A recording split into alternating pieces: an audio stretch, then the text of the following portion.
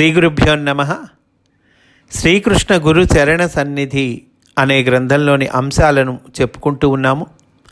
అందులో భాగంగా శ్రీవారు శ్రీరామ సన్నిధి శిక్షణ అనేటువంటి అధ్యాయంలోనికి మనము ప్రవేశిస్తూ ఉన్నాము. పున్నయ్య శాస్త్రి గారు చెబుతూ ఉన్నారు, మాస్టర్ గారు ఫిబ్రవరి 14వ తేదీ నుండి 28వ తేదీ వరకు మోతుగూడెము గ్రామమున ఆధ్యాత్మిక శిక్షణా తరగతులు నిర్వహించిరి. అది అటవీ ప్రాంతము, ఏజెన్సీ ప్రదేశము, సీలేరు అను చిన్న నది సమీపమున గలదు. ఈ సీలేరు శ్రీరాముని కాలము నాటి తమసా నది అని శ్రీవారుల క్లాసులలో తెలిపిరట. ఆ సీలేరు శ్రీరామచంద్రమూర్తి కాలం నాటి తమసా నదిటండి అని మాస్టర్ క్లాసుల్లో చెప్పారట. మాస్టర్ గారి 3వ 4వ కుమారులు అగు చిరంజీవి శ్రీనివాసాచార్య, చిరంజీవి సుదర్శన లక్ష్మీనారాయణ ఇందులో పాల్గొనిరి. శ్రీరామశాస్త్రి గారు, చీరాలవాసి శ్రీరామ్మూర్తి, బెజవాడ వాస్తవ్యుడు శ్రీ లోకేష్, విశాఖ వాస్తవ్యులు శ్రీ శివానందము, ప్రస్తుతము హైదరాబాద్ వాస్తవ్యులకు శ్రీ వరప్రసాద్ దంపతులు మున్నగు వారు ఈ తరగతులలో పాల్గొనిరి. మాస్టర్ గారు ప్రతిదినము సుమారు 18 గంటల పాటు పనిచేసిరి. నగర సంకీర్తనతో కార్యక్రమము ప్రారంభమయ్యేది. పూజ, వైద్య సేవ గావింపబడినవి. మాస్టర్ గారు విజ్ఞాన భాండాగారమునకు తాళపు చెవులను సదస్యులకు ప్రసాదించిరి. ప్రధానముగా తమ సాంగత్య రూపమున దివ్య సాన్నిధ్య మాధుర్యమును అనుగ్రహించిరి. ఈ తరగతులలో వారు తీరిక లేక నరజాతి క్షేమమునకై తపించిరి. తానందించిన విజ్ఞానమును, ఆనందమును ఇతర సోదరులకును తరువాతి తరముల వారికి అందించుటయే వారు సదస్యుల నుండి కోరిన గురుదక్షిణ. మాస్టర్ గురుదక్షిణ కోరారండి ఈ క్లాసుల్లో. ఏమిటది? తానందించిన విజ్ఞానమును, ఆనందమును ఇతరుల సోదరులకును తరువాతి తరముల వారికి అందించండి అని మాస్టర్ గురుదక్షిణ కోరారటండి. మోతుగూడెమున వారు ఆచరించినది మహాతపస్సు. ఇది ఒక బుద్ధునకు, క్రీస్తుకు, శ్రీరామకృష్ణులు, శ్రీ సాయిబాబా, శ్రీ రమణ మహర్షి వంటి మహనీయులకే సాధ్యము. శ్రీవారు సంస్కృత భాషాధ్యయనమున శిక్షణనిచ్చిరి. జ్యోతిశాస్త్రము, హోమియోపతి, సనాతన వేద విజ్ఞానము, శరీర నిర్మాణ తత్వశాస్త్రము మున్నగు అంశములపై సరళ మనోజ్ఞముగా, సంగ్రహముగా సారభూతమగు విజ్ఞానమును కరుణించిరి.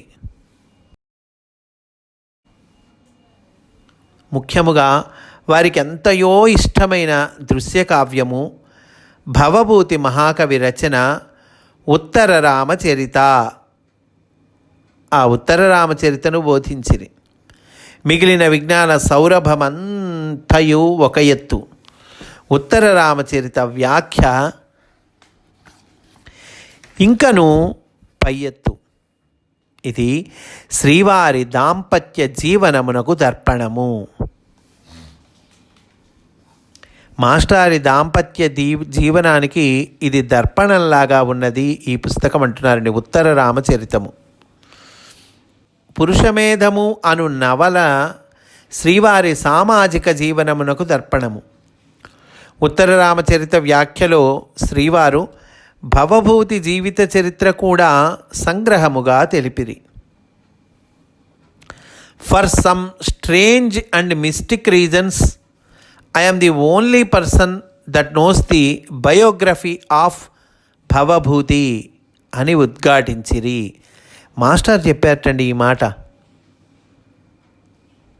For some strange and mystic reasons I am the only person that knows the biography of Bhavabhuti అని మాస్టర్ చెప్పారట. దీన్ని తెలుగులో చెప్పుకుందామండి. కొన్ని ఆశ్చర్యకరములగు మార్మిక కారణముల వలన నాకొక్కనికే భవభూతి జీవిత చరిత్ర తెలియును అని మాస్టర్ చెప్పారట. ఇంకా అంటున్నారండి పుణ్యశాస్త్రి గారు, మనము మాస్టర్ గారికి భవభూతికి కల సంబంధము ఎట్టిదియో అని ఊహింపలేము. భవభూతి అతని నాటకమున నాయకుడైన శ్రీరాముడు సంచరించిన ప్రాంతములోనే మాస్టర్ గారు కూడా యోగ శిక్షణా తరగతులు నిర్వహించిరి. ఈ ముగ్గురు మహాపురుషులను వసించిన ప్రాంతము ఒకటే అగుట కాకతాళీయము అనజాలము. ముగ్గురు మహాపురుషులంటే ఇక్కడ శ్రీరామచంద్రమూర్తి, భవభూతి, మాస్టర్ ఈకే గారండి. వీళ్ళ ముగ్గురు వసించిన ప్రాంతము ఒకటే అగుట కాకతాళీయము అనజాలము. దైవ సంకల్పమే కారణము. భవభూతి తెలుగువాడని మాస్టర్ గారు తేల్చిరి. అతని అసలు పేరు శ్రీకంఠయ్య. శ్రీశైల భ్రమరాంబికను దర్శించిన వెంటనే ఆసువుగా అతని నోటి వెంట జగదంబను స్తుతించుచూ వాణి వెలువడినది. అమ్మవారి ఒక స్తనము జీవుల భవమునకును అంటే అమ్మవారి ఒక స్తనము జీవుల భవమునకును అంటే జీవుల పుట్టుకకును, రెండవది భూతికిని అంటే దివ్యానుభూతికిని కారణము. ఒకటేమో జీవుల భవమునకు కారణము, ఇంకోటేమో జీవుల భూతికి కారణము. ఒకటి భవమునకు, రెండు భూతికి కారణము. భూతికి కారణం అంటే ఏంటి? దివ్యానుభూతికి కారణము. అట్టి స్తనములకు నమస్కారము. ఇట్లు స్తుతించిన కారణమున ఈ కవికి భవభూతి అను పేరు కలిగెను. ఆ రకంగా అమ్మవారిని స్తుతించాడు కాబట్టి ఈయనకి భవభూతి అని పేరు వచ్చిందటండి. భవభూతి భార్య పేరు కూడా సీతయే. ఉత్తర రామచరిత నాటక కథ, భవభూతి దాంపత్యము, అమ్మగారు మాస్టర్ గారి దాంపత్యము ఒకే విధమైనవి. చూడండి, ఉత్తర రామచరితలోని నాటక కథ, అట్లాగే భవభూతి ఆవిడ పేరు అంటే భవభూతి భార్య పేరు కూడా సీతయ్యేటండి. భవభూతి గారి భార్య అయినటువంటి సీత వాళ్ళిద్దరి దాంపత్యము, అమ్మగారు మాస్టర్ గారి దాంపత్యము, ఈ మూడు ఒకే విధమైనవటండి. కావుననే శ్రీవారు భవభూతితోనూ శ్రీరామునితోనూ తాదాత్మ్యమునంది ప్రవచనములు గావించిరి. ఇవి వారి దాంపత్య జీవితమునకు అద్దము పట్టినవి. ఈ ముగ్గురు మహాపురుషులను భార్యను ప్రాణముగా ప్రేమించిన వారే. వారి భార్యలను తమ భర్తలను ఆత్మగా దర్శించి ప్రేమించిన వారే. ఒకరి నుండి వేరొకరు ఏమీయూ ఆశింపలేదు. శ్రీరాముడు సీతాదేవిని ప్రస్తుతించెను. భవభూతియు ఈ స్తుతి వ్యాజమున తన భార్యను ప్రస్తుతించెను. మాస్టర్ గారు కూడా ఈ ప్రవచనముల వ్యాజమున తమ భార్యను ప్రస్తుతించిరి. భార్యాభర్తలు ఒకరినొకరు ఆత్మీయముగా ప్రేమించలేకపోయినచో సమాజమును అంతర్యామిగా ఎట్లు ప్రేమింపగలరు? ఈ వాక్యం మళ్ళీ చెప్పుకుందామండి. భార్యాభర్తలు ఒకరినొకరు ఆత్మీయముగా ప్రేమించలేకపోయినచో సమాజమును అంతర్యామిగా ఎట్లు ప్రేమింపగలరు? దాంపత్య జీవనమున పవిత్రమైన ఆత్మీయ ప్రేమను తమ జీవితముతో జోడించి ప్రబోధించుటే మాస్టర్ గారి ఈ ప్రవచనముల లక్ష్యము. ఉత్తర రామచరిత వ్యాఖ్య మాస్టర్ గారి హృదయమునకు ఆవిష్కరణము. వీరి మాటలలో దివ్య మరందధార దుమికి వచ్చినది. మచ్చునకు కొన్ని ప్రధాన శ్లోకముల భావమును నేనిచ్చట ఉదహరించుచున్నాను. ఒకటి, రాముడు సీతను గూర్చి ఇట్లు పలికెను.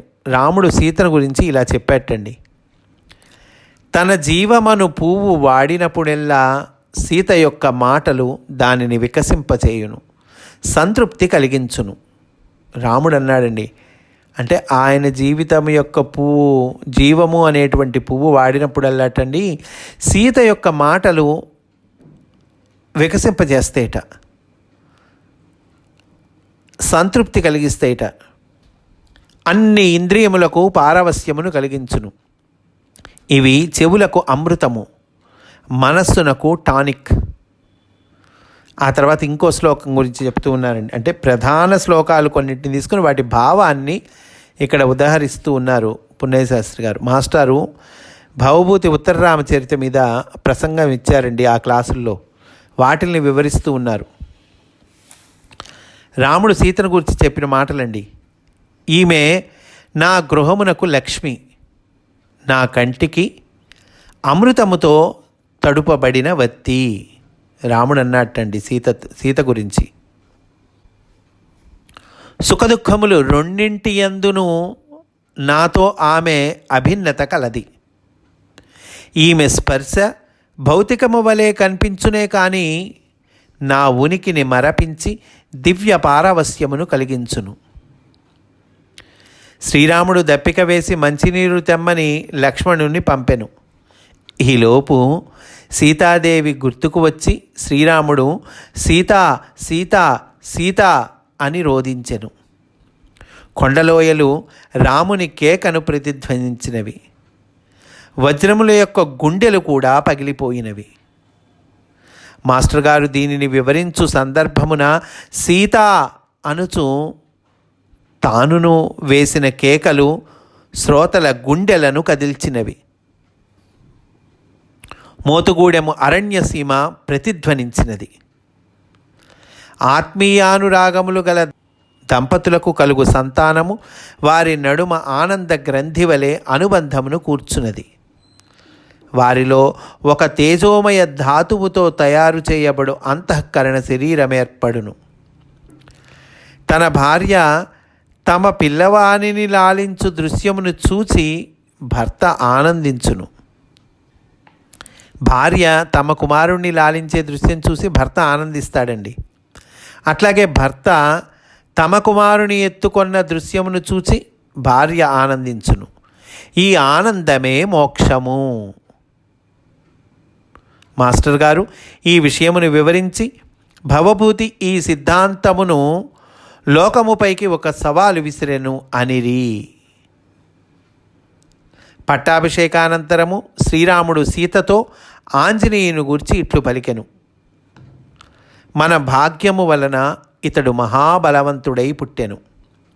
ఇతని పుట్టుక వలన మనము ధన్యులమైతిమి, లోకములు కూడా ధన్యమైనవి. భవభూతి కరుణ ఒక్కటే రసమని ఉద్ఘోషించెను. పంచవటిలో సీతారామ లక్ష్మణులు నివసించుచున్న దినములలో జటాయువు ప్రతి దినము వేకువనే అటకు వచ్చి ఆశ్రమము వెలుపల మృగ్గులు పెట్టుచున్న సీతమ్మను ఏమమ్మా మీరు ముగ్గురు బాగున్నారా అని పరామర్శించడివాడు. అతడు ఆమె తన కన్న కూతురిగా ప్రేమించెను. ఆమె క్షేమము కొరకై తపించెను. జనకుని దశరథుని మరపించెను. చివరకు రావణుని ఎదిరించినచో తన ప్రాణములు పోగొట్టుకొనుటకు సంసిద్ధుడాయను. ఏమండి, రావణ్ణి ఎదిరించడం సాధ్యమండి? అలాంటిది రావణుడిపైకి ఎగబడ్డాడండి మన జటాయువు. ఎందుకని? సీతమ్మ తల్లిని రక్షించటానికి. అంటే ప్రాణాలకు కూడా పోగొట్టుకోవటానికి కూడా సిద్ధపడ్డాడు. తన కుమార్తెయకు సీతమ్మను కాపాడుకొనుటకే అతని లక్ష్యము. అందుకు గాను ప్రాణత్యాగము చేసెను. కావున సీతారాములకు ఆరాధ్యుడాయను. మాస్టర్ గారు జటాయువు త్యాగ వృత్తాంతమును వివరించుచు 2 ఉదాహరణలు తెలిపిరి. జటాయువు యొక్క త్యాగము దాని గురించి చెప్తూ మాస్టర్ 2 ఉదాహరణలు చెప్పారటండి. అది ఒకటి, తల్లిదండ్రులు తమ పిల్లలను చాలా ఎక్కువగా ప్రేమించుచున్నామని భ్రమపడుచుందురు. తల్లిదండ్రులు పిల్ల కలరు. పొరపాటున పిల్ల పిట్టగోడ వద్దకు వచ్చి జారి క్రింద పడుచున్నది. తండ్రి క్రిందనున్న వారిని ఉద్దేశించి నా పిల్లను పట్టుకోండి పట్టుకోండి అని కేకలు వేయునే కానీ తన పిల్ల క్రింద పడబోవు లోపలనే క్రిందకు దూకి ఆమెను పట్టుకొనడు. కారణము, ఆమె పైన కన్నా తన పైననే తనకు ఎక్కువ ప్రేమ ఉన్నది. ఆమె పడేలోపు తాను కిందకు దూకి పట్టుకోవచ్చు కదండి. అట్లా పట్టుకోండి అని అరుస్తాట. ఎందుకని? ఆ పిల్ల కన్నా తన మీదే తనకి ప్రేమ ఎక్కువ ఉన్నది. అలాగే రెండో ఉదాహరణ, నదిలో ఒక పడవపై తండ్రి అతని కుమార్తె ప్రయాణించుచున్నారు. ఆమె పొరపాటున పడవ నుండి ఒరిగి నదిలో పడినది. ఈ తండ్రి పడవ వారిని, నదిలో ఈదుచున్న వారిని ఉద్దేశించి తన పిల్లను కాపాడుడని కేకలు వేయునే కానీ ఆమె ప్రాణము పైన కన్నా తనము ప్రాణము పైననే తనకెక్కువ తీపి. మాస్టర్ గారు తాను చెప్పినది ఆచరించి ఆదర్శముగా నిలచిరి. అనతి కాలములోనే జగత్పిత అయిన శ్రీవారు తమ పిల్లలను జీవుల కొరకై తమ దేహమును విడుచుట జరిగినది. అంటే శ్రీవారు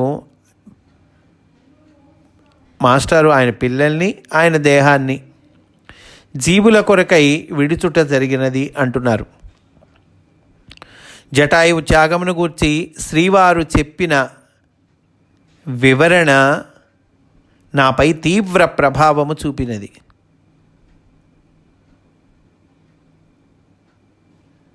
నేను మా చివరి అమ్మాయి పసిపిల్లగా ఉండగా నిద్రించుచున్న సమయమున, పున్నయ్యశాస్త్రి గారు చెప్తూ ఉన్నారండి,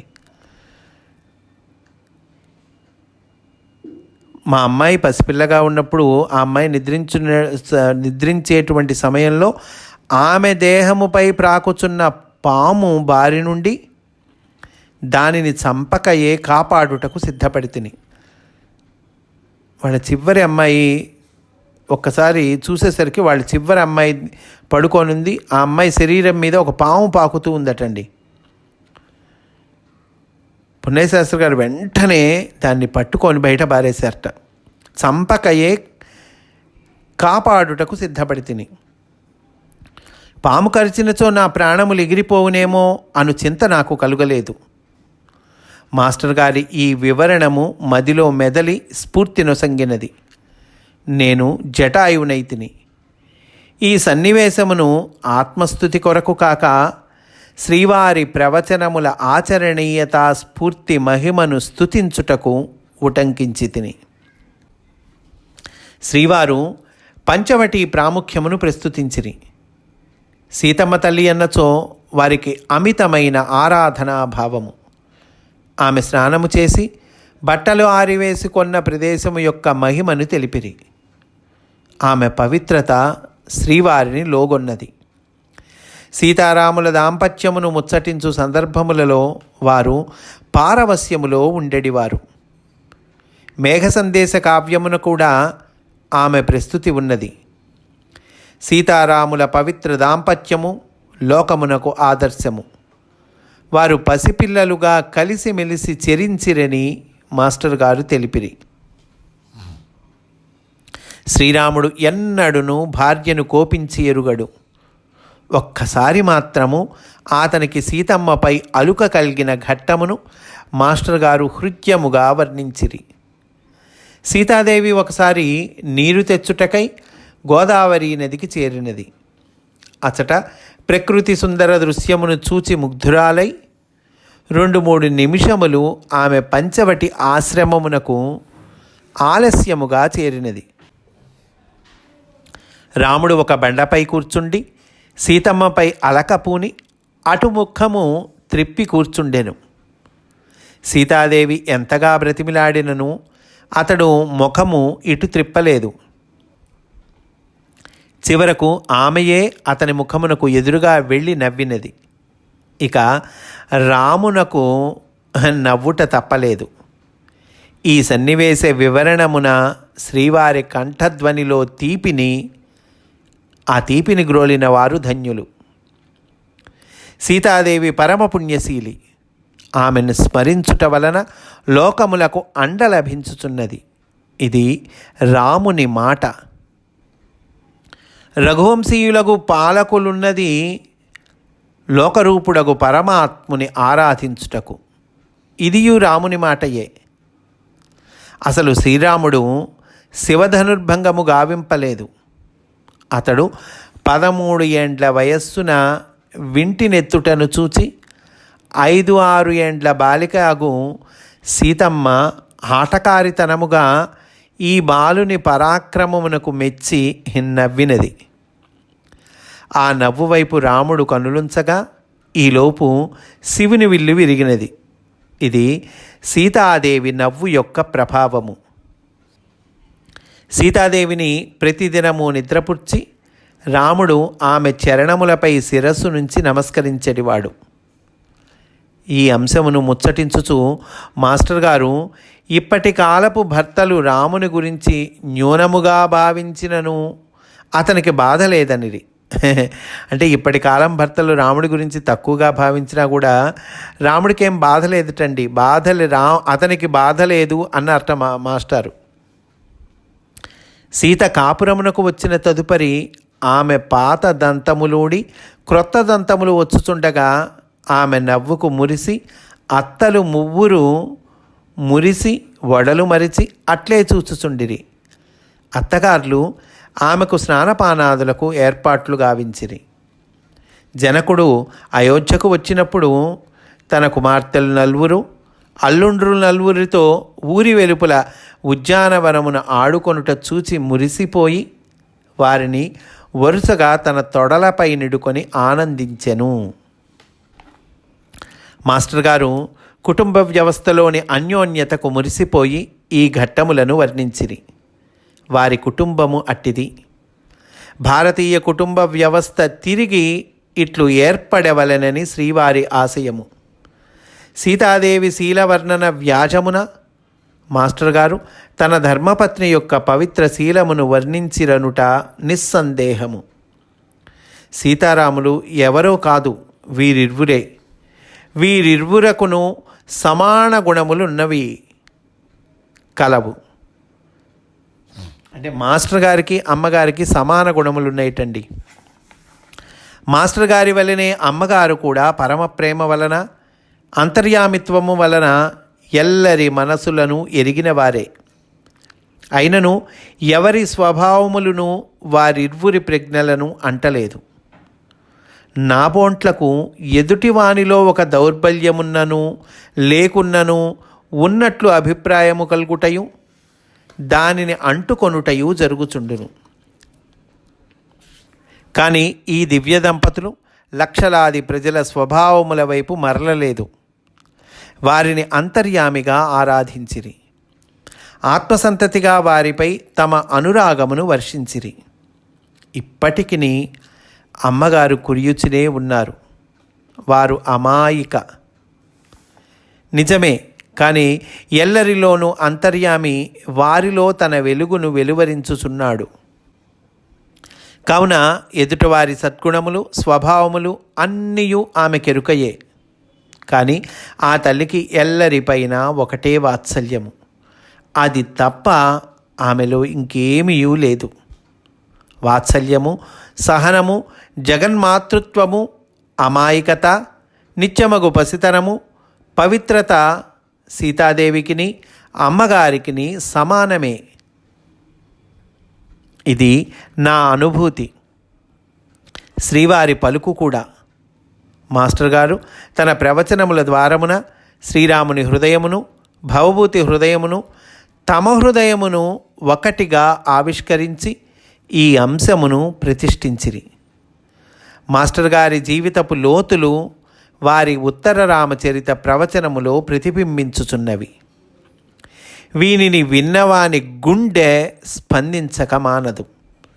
శ్రీవారి విజ్ఞానము ఒక ఎత్తు, రచనలు ఒక ఎత్తు, వారు చేసిన సేవ ఒక ఎత్తు. వీటన్నిటికన్నా శిఖరాయమానమైనది వారి ఉత్తర రామచరిత వ్యాఖ్య ఒక్కటే ఒక ఎత్తు. మానవుడు కావలెనా? అతని గుండె కరుణతో తడియవలెనా? అతడు రసములో మునుగవలెనా? అతని ఉనికి మరపునకు రావలెనా, దివ్యుడు కావలెనా, మాస్టర్ గారి ఉత్తర రామచరిత ప్రవచనములు విని తీరవలసినదే అని అంటూ పున్నయ్యశాస్త్రి గారు ఈ అధ్యాయాన్ని పూర్తి చేశారండి. మనం కూడా ఈరోజు ఇక్కడితో పూర్తి చేసుకుందాం. రేపటి రోజున మనము రామునితో అభేదము అనేటువంటి అధ్యాయంలోనికి ప్రవేశిస్తాము అని సవినయంగా మనవి చేసుకుంటూ స్వస్తి వాసుదేవా.